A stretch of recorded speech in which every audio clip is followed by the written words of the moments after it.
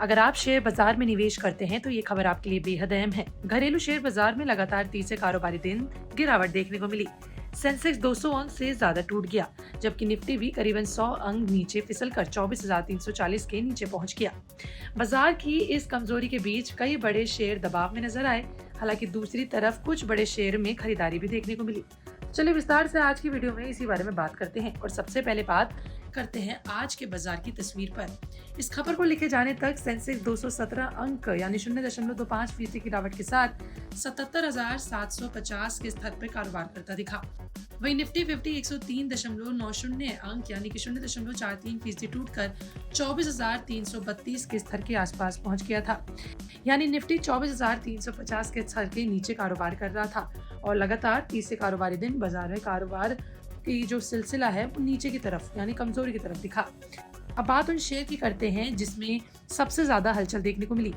इस खबर को लिखे जाने तक हिंडाल्को का शेयर 2.36% की गिरावट के साथ सबसे ज्यादा दबाव में था। इसके बाद अल्ट्राटेक सीमेंट 2.01% नीचे कारोबार करता दिखा। ग्रेसमेन इंडस्ट्रीज का जो शेयर है वो 1.93% की गिरावट के साथ दिखा।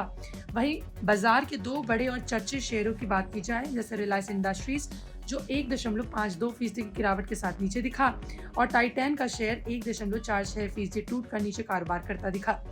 यानी एक बड़े हैवीवेट शेयर्स जो हैं वो दबाव में नजर आए। लेकिन इस पूरी तस्वीर में सिर्फ लाल निशान ही नहीं थे, कुछ चुनिंदा शेयर में जो है निवेशकों की खरीदारी भी देखने को मिली। खबर लिखे जाने तक श्रीराम फाइनेंस में 1.77% की बढ़त देखने को मिली। टाटा कंज्यूमर में 1.40% की बढ़त देखने को मिली।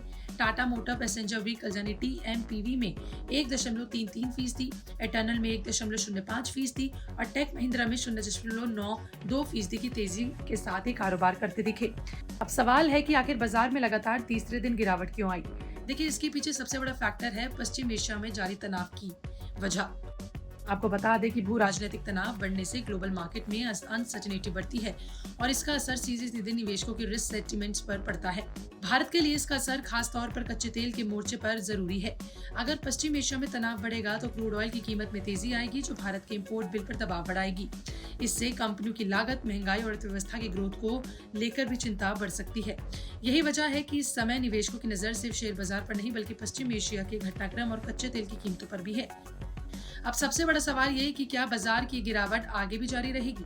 देखिए, फिलहाल सेंसेक्स और निफ्टी दोनों दबाव में हैं, लेकिन चुनिंदा शेयरों में खरीदारी बनी हुई है। इसलिए बाजार में पूरी तरह बिकवाली का माहौल नहीं दिख रहा है।